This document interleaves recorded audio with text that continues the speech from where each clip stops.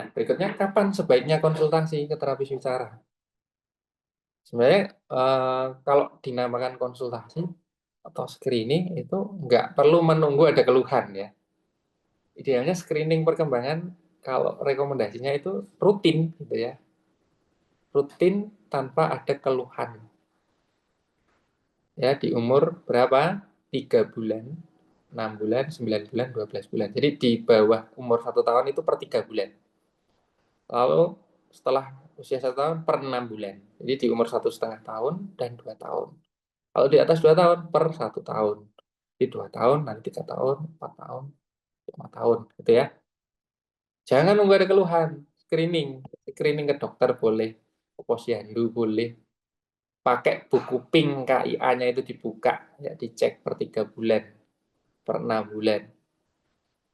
Kemudian jika parent merasa khawatir mengenai perkembangan bahasa anak, kok kayaknya anakku beda ya sama temannya ya, kok ini belum ngomong ya, di buku pink ini harusnya setahun itu muncul 1 kata.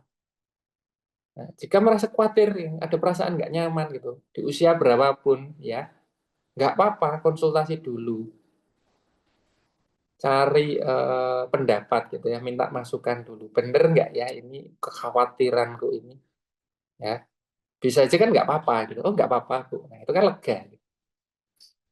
Nah, jika menunjukkan tanda bahaya keterlambatan atau terjadi regresi kemunduran perkembangan, nah itu juga harus segera ya.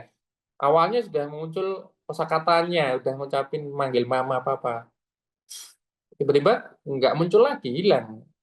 Ditunggu beberapa periode kok usia kok nggak nambah gitu ya, malah menurun kemampuannya. Awalnya nunjuk jadi nggak nunjuk. Awalnya suka main bareng, ciluba dan sebagainya.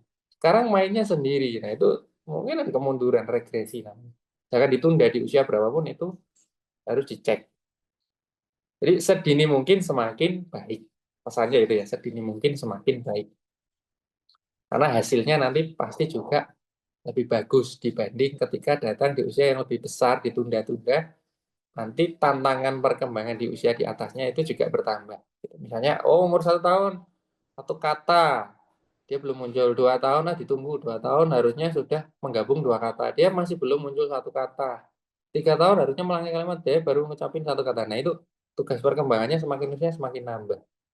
Belum nanti kalau umur 4 tahun misalnya, udah mulai digunain bahasa untuk berteman, berinteraksi sosial.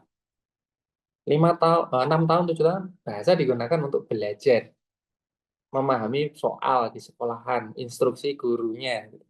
Jadi kemampuan bahasa itu akan digunakan sesuai level usianya. Semakin tambah usia, tantangan perkembangannya juga akan bertambah.